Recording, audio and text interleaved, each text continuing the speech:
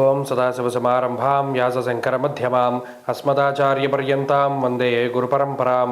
జ్యోతిషశాస్త్రాన్ని భావితరాల వారికి ప్రసాదించిన ఋషుల యొక్క పాదపద్మాలకి నమస్కారం చేసుకుంటూ, అలాగే నాకు ఈ జ్యోతిష విద్యను నేర్పిన గురువర్యులు జ్యోతిష బ్రహ్మ కీర్తిశేషులు శ్రీ ఈరంకి సూర్యనారాయణ మూర్తి గారు, సూర్యశ్రీ దైవజ్ఞ గారి యొక్క పాదపద్మాలకి నమస్కారం చేసుకుంటూ, ఓం శ్రీ మహాగణాధిపతి నమః, శ్రీ గురుభ్యో నమః, హరి ఓం.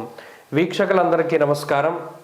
డిసెంబర్ నెల 29వ తారీఖు లగాయితూ జనవరి 4వ తారీఖు వరకు ఉండేటువంటి గ్రహగతుల ఆధారంగా ద్వాదశ రాశుల వారికి ఈ వారం ఏ విధమైనటువంటి శుభాశుభ ఫలితాలు కలగబోతూ ఉన్నాయో ఈ కార్యక్రమం ద్వారా తెలుసుకుందాం. అందులో భాగంగా ఈ వారం ఉండేటువంటి గ్రహస్థితిని కనుక గమనిస్తే, వృషభ రాశి యందు గురువు వక్రించి సంచారం చేస్తూ ఉన్నారు.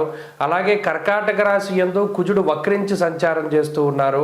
కన్యా రాశి యందు ఎప్పుడూ వక్రగతిలో ఉండేటువంటి కేతు ఆయన సంచారం చేస్తూ ఉన్నారు. ధనురాశి యందు రవి బుధులు సంచారం చేస్తూ ఉన్నారు. అలాగే కుంభమందు శని శుక్రులు సంచరిస్తున్నారు. మీనరాశి యందు రాహు ఉన్నారు. అలాగే ఈ వారంలో చంద్రుడు వృశ్చిక రాశి మొదలుకొని ధనస్సు మకర కుంభాల్లో ఆయన తన యొక్క సంచారాన్ని చేయబోతూ ఉన్నారు. ఇటువంటి పరిస్థితుల్లో ద్వాదశ రాశులకు ఏ విధమైనటువంటి ఫలితాలు కలగబోతున్నా తెలుసుకుందాం. సింహరాశి వారికి ఈ వారం సాధారణమైనటువంటి గ్రహస్థితి గోచరిస్తూ ఉన్నది. ఆంగ్ల సంవత్సరాదిగా పిలువబడుతూ ఉన్నటువంటి ప్రారంభమయ్యేటువంటి ఈ వారంలో అటు బుధబలం ప్రధానంగా ఈ రాశి వారికి కనబడుతూ ఉన్నది.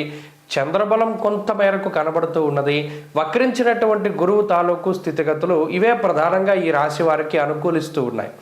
వ్యయకుజ దోషమున్నది, అష్టమరాహు దోషమున్నది, కంటక శని దోషమున్నది, పంచమంలో ఉండేటువంటి రవిగ్రహం తాలూకు స్థితిగతులు ఉన్నాయి. ఇక్కడ బుద్ధి చాంచల్యం ఆప్నోతి అన్నారు. పంచమంలో రవి ఉండడం వల్ల బుర్ర పనిచేయదు, అంటే కాన్సన్ట్రేషన్ ఉండదు, ఏకాగ్రత లోపం.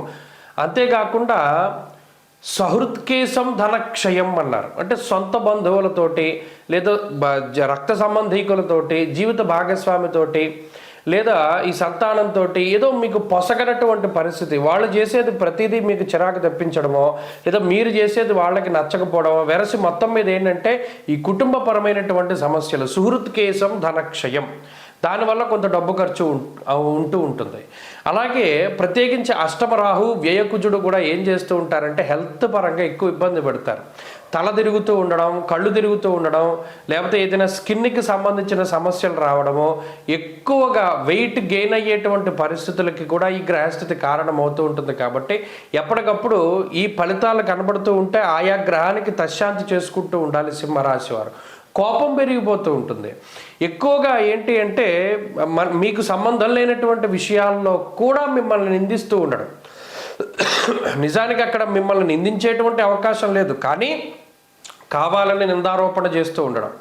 మీ దగ్గర చాలా ఖరీదైనటువంటి వస్తువు ఉన్నా కూడా పక్కవాడు వచ్చి ఏదో వాడు కొనుక్కున్నదే గొప్ప, నీ దగ్గర ఉన్నది తక్కువ అని చెప్తూ ఉంటాడు.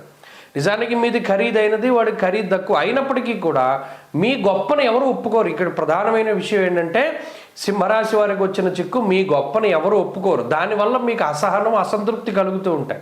ఇదేంటి మనం ఇంత కష్టపడి చేసాం, మనం ఇంత కష్టపడి కొనుక్కున్నాం కదా, ఇది బాగుంది అని అనరేంటి, లేకపోతే నన్ను మెచ్చుకోరేంటి అనేటువంటి ఇది ఒక ఇబ్బంది అన్నమాట. ఇది సైకలాజికల్గానే ఎక్కువ ఇబ్బంది పెడుతూ ఉంటుంది. దానికి కారణం ఈ గ్రహస్థితి.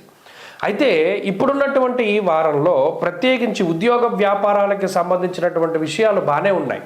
మీ యొక్క పందా దానిలో వెళ్ళిపోతూ ఉంటారు. ఉద్యోగంలో, వ్యాపారంలో దానికి ఏం సమస్య లేదు. కొన్ని చిన్నపాటి మార్పులు చేసినా, జనాకర్షణ కోసమో, పై అధికారుల మెప్పు కోసమో ఏదైనా చేసినా కూడా దాని ఏం బెడిసి పట్టదు. అంతా కూడా మీ ప్లానింగ్ ప్రకారం సాగుతుంది. ఆ విషయాలు బాగున్నాయి.